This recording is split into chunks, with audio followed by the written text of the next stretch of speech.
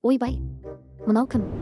Тоқтаңдаршы, достар, мен үйімнің қасындағы шөптің үстінен бір баланы тауып алдым. Үсті басы кір-кір, киімі жыртылған. Балақай, саған не болды? Сен бұл жерде не істеп жатырсың?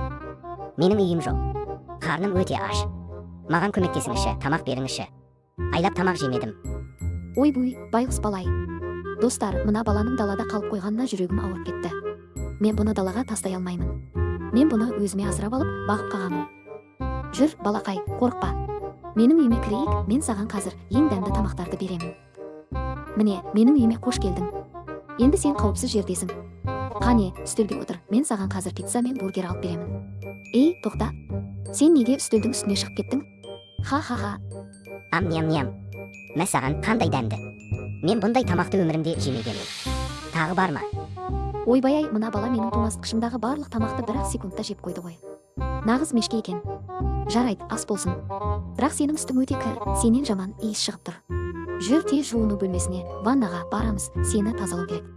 Міне, мына ваннаға кір де суды қосып жақсылап жуын. Сабынды көп жақ. Сені тап-таза бала қылып шығарамыз. Ойбуй, мына су өте ыстық қой. Мен күйіп кеттім. Құтқарыңыздар. Ха-ха-ха. Ыстық емес, жылы су ғой. Қорықпа, жуын. Ал енді достар, ол жуынып жатқанда, мен оған өзімнің шкафымнан ең әдемі киімдерді тауып берейін. Оны ханзада қылып киіндіремін. Балақай, саған киімдер дайындап қойдым, шығай берсем болады. Мәссаған. Достар, мынаны қараңдаршы. Мынау жаңағы бомж балама өзі. Мына киімі не бәле. Үстінде бренд киімдер, мойнында алтын шынжыр, басында ең крутой шаш. Сен бұл киімді қайдан алдың? Сен кімсің өзі? Ха-ха-ха. Кешірші, Ренза. Мен шынымен бомж емеспін. Мен бұл қаладағы ең бай миллиардердің баласымын.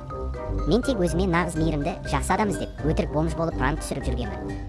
Не? Сен миллиардердің баласысың ба? Мені алдап кеттің бе? Ойбай, достар, мынау нағыз шок қой.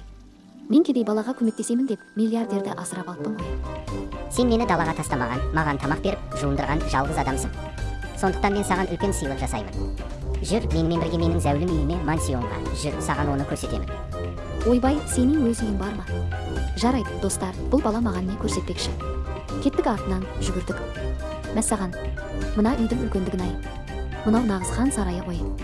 Достар, мына жерде алтын дивандар, үлкен бассейн, тіпті лифт те бар екен. Миллиардер балақай, бұл шынымен сенің үйің бе?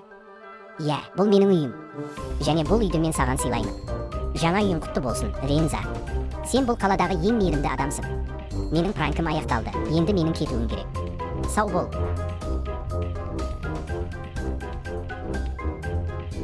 Мәссаған, ол шынымен кетіп қалды ма? Достар, мынау нағыз керемет оқиға болды. Көрдіңіздер ме? Даладағы кедей балаға көмектесемін деп, Брукхейвендегі ең үлкен зәулім үйді тегінге алып алдым. Жақсылық жасасаң, өзіне екі есе болып қайтады деген осы. Достар, егер бүгінгі хикая саяхатымыз саған ұнаса, міндетті түрде видеоға лайк басып, каналға жазылып кетіңіздер. Комментарийге өз ойларыңызды жазыңыздар. Келесі видеода кездескенше, пока-пока.